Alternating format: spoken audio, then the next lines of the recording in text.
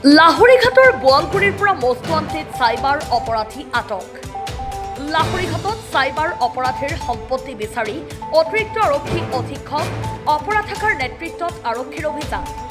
উল্লেখ্য যে যোৱা নিশা মৰিগাঁও জিলা অতিৰিক্ত আৰক্ষী অধীক্ষক অপৰাধ শাখাৰ সমীৰণ বৈশ্যৰ নেতৃত্বত গ্ৰেপ্তাৰ কৰা চাইবাৰ অপৰাধী মুজাম্মিল হুছেইনৰ বোৱালগুৰিস্থিত বাসগৃহত এইদৰে অভিযান চলায়। কুখ্যাত চাইবাৰ অপৰাধী মুজাম্মিল হুছেইন পেছাত এজন ৰাজমিস্ত্ৰী।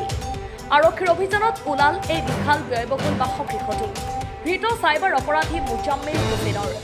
চাইবাৰ অপৰাধীটোৱে এক্সিছ বেংক আৰু আদিত্য বিৰলাৰ পৰা ভুৱা নথিপত্ৰ ব্যৱহাৰ কৰি বৃহৎ পৰিমাণৰ লোন লৈ আত্মসাৎ কৰে।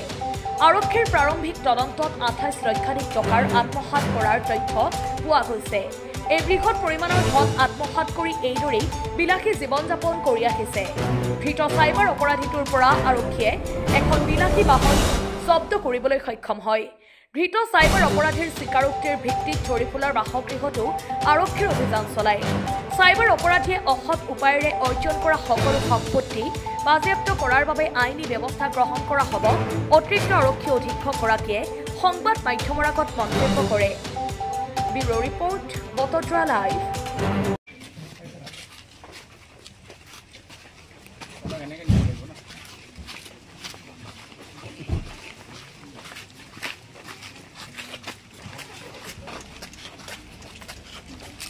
অপৰাধীৰ বিৰুদ্ধে অভিযান চলি আছে আৰু অকল যোৱা নিশা বুলি নহয়, আমি এই 3 দিন কণ্টিনিউৱাছলি আমি ধৰি আছোঁ। মৌৰাবাৰীত বিগত দিনত 2টা আৰু যোৱাকালি আমি এইটো আছিল মুজাম্মিল হুছেইন।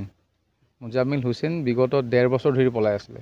মাজতে আমি 2-3 বাৰ আমি ইয়াত অপাৰেশ্যন চলাইছিলোঁ, কিন্তু পলাই যায়, কাৰণ এই জানে এৰিয়াবিলাক তেনেকুৱা পথাৰ পানী আছে।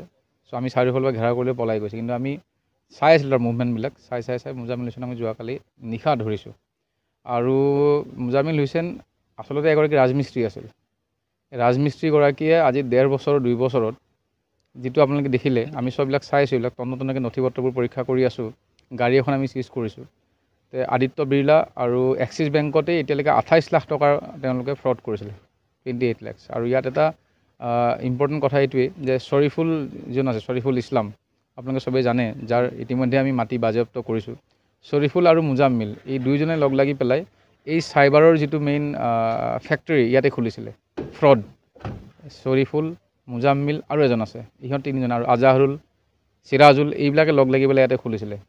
আৰু ইয়াৰ ইতিমধ্যে আমি বাকীকেইটাক এৰেষ্ট কৰি থ'লোঁ আৰু মুজাম্মিলক আমি এৰেষ্ট কৰিছোঁ। এতিয়া ৰিমাণ্ডত আমি ল'ম। আৰু প্ৰাথমিক যিটো তদন্তত তাত দেখিলোঁ যে আমাৰ 28 লাখৰ আমি ইনভলভমেণ্ট পাইছোঁ। আৰু আমি চাই আছোঁ আৰু নথিপত্ৰবিলাক আমি পৰীক্ষা কৰি আছোঁ।